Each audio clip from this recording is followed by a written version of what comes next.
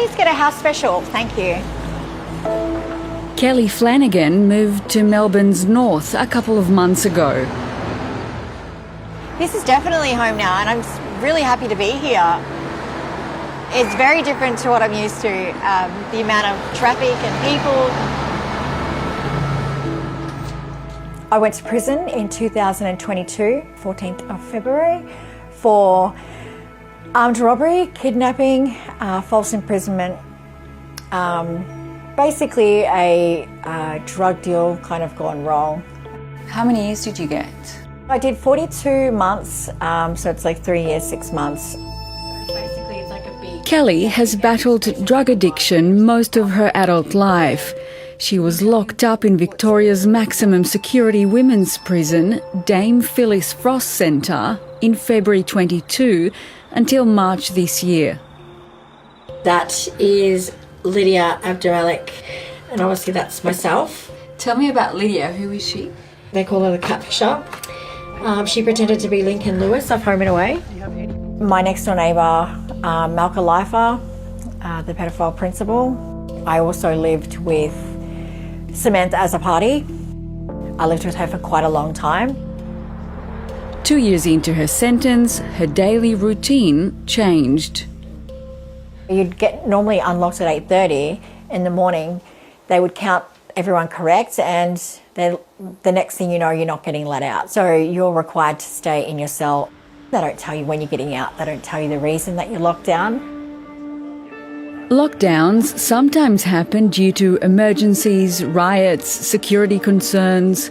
But from September, the Dame Phyllis Frost inmates were locked alone in their cells for days on end without explanation. I suffered really bad with my mental health with lockdowns. I did self-harm. I cut my wrists on an occasion. Being locked down is exactly the same as being in solitary confinement. As months went by, she says prisoners' family visits and phone calls were cancelled, as were therapy and medical appointments, even legal visits.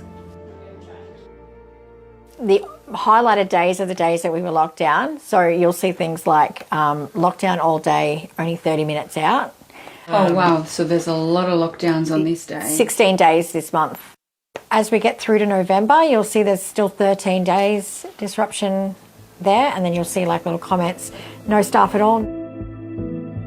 Then, on March 13th at 11:45 a.m, Kelly documented a suicide attempt. The nurse said that she's cut her throat and her wrists. Her diaries document 7 suicide attempts by fellow prisoners in 1 month. Lockdown 100% had everything to do with that.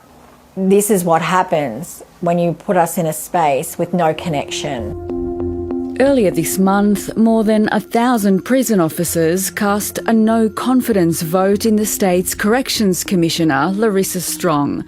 At issue, soaring rates of violence with a string of alleged assaults against staff across the prison system and accompanying staff shortages. Both issues may get worse with tougher bail laws taking effect in March, expecting to push inmate numbers even higher. The prison system is in failure in Victoria. They are potentially rolling lockdowns. It's just crazy, the fact that this government has allowed it to get this bad. Victoria's Shadow Corrections Minister, David Southwick, says staff shortages need to be addressed urgently. The morning comes around and they haven't got the rosters right, or a whole lot of people call in sick, or they haven't replaced a number of staff. So the safest thing to do is just to keep prisoners locked away. Now, if it happened once or twice, then that would be okay. But this has been happening for months and months and months. He says prison guards told him in text messages that they feel unsafe and unsupported at work. 4 staff were injured yesterday due to non-compliant prisoners. 2 more of my colleagues have been assaulted. 1 sustained a punch to the face and the other was spat on. A government spokesperson told 7:30 that the Commissioner has heard staff's concerns and that her department is supporting them. Do you think that some of those prison guards feel that they have no other option than to not turn up to work because they're not feeling safe? Yeah, to not turn up to work, I think that's a big thing, or to leave altogether. So there are a huge amount of prison staff that are just leaving the system altogether because they don't feel safe. And then that results with more lockdowns. More staff shortages and more lockdowns. Corrections Victoria acknowledges an increase in lockdowns here at Dame Phyllis Frost Centre since July last year. But they say things like meals and legal visits are still being provided as usual.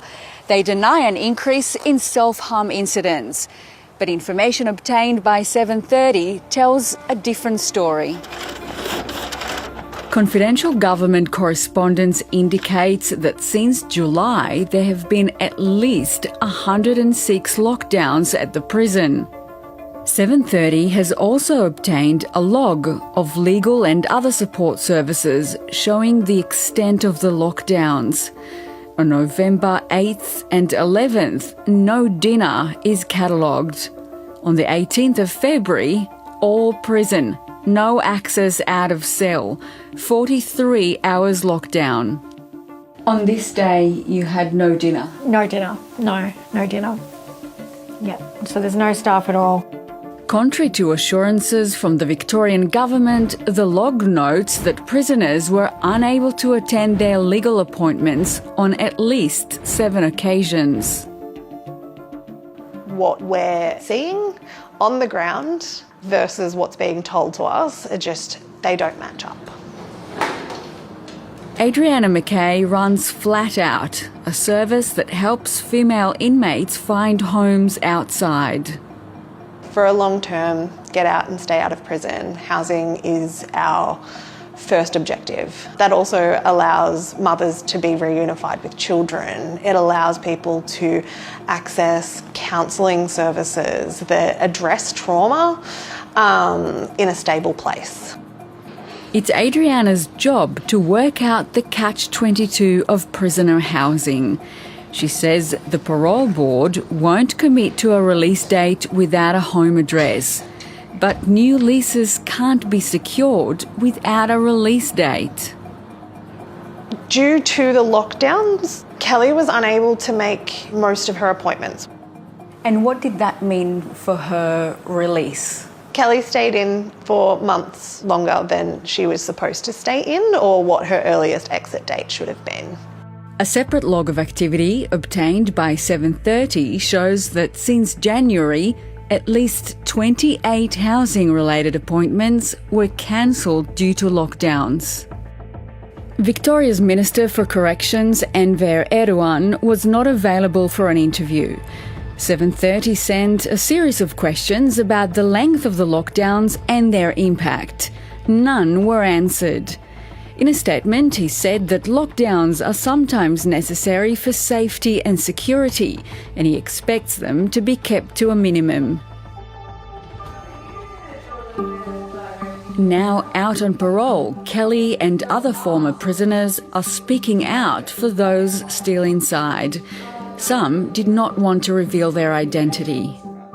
They're like locking you down, sometimes with no food in your cell, and you're like hungry and depressed and anxious, and it just like, on top of that, it's like, when am I going to put food in my mouth next? I know too that like a lot of the programs supported my sanity because it, you know, it gave me something to do during the day, and being restricted to that, like, it sends anyone crazy. Everyone is a broken soul in there, you know, just trying to survive.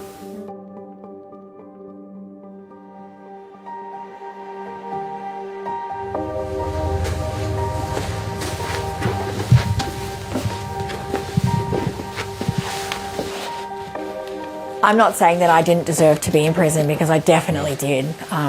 You know, my crime is inexcusable. But that doesn't mean that I don't have the right to be released from my cell. I want to heal, I want to be a good person.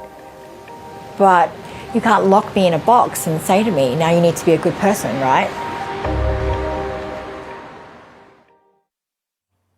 And a note that if you need help now, you can call Lifeline on 13 11 14